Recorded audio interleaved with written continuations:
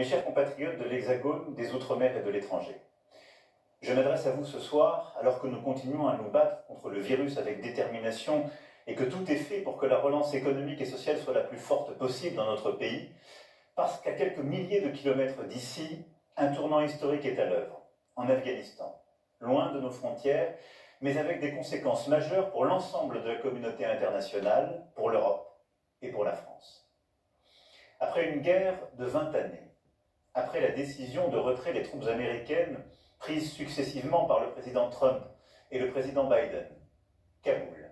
la capitale de l'Afghanistan, est tombée en quelques heures, sans résistance, aux mains des talibans.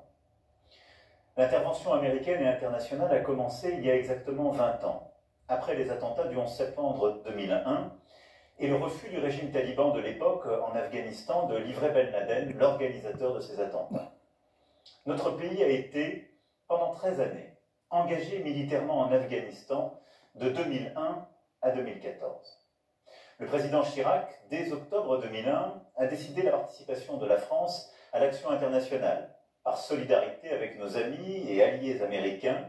qui venaient de subir une attaque effroyable sur leur sol, avec un objectif clair: combattre une menace terroriste qui visait directement notre territoire et celui de nos alliés depuis l'Afghanistan, devenu le sanctuaire du terrorisme islamiste. À partir de juin 2011, le président Nicolas Sarkozy a engagé le retrait des premières troupes françaises. Le président François Hollande a ensuite décidé du retrait complet de nos troupes combattantes, de manière coordonnée avec les autorités afghanes d'alors, ainsi qu'avec nos alliés. L'intervention militaire française a donc définitivement cédé la place,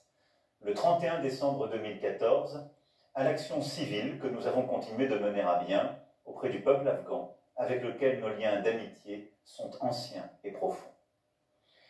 En Afghanistan, notre combat était juste, et c'est l'honneur de la France de s'y être engagée. La France n'y a jamais eu qu'un ennemi, le terrorisme. Nos interventions militaires n'ont pas vocation en effet à se substituer à la souveraineté des peuples, ni à imposer la démocratie de l'extérieur, mais à défendre la stabilité internationale et notre sécurité.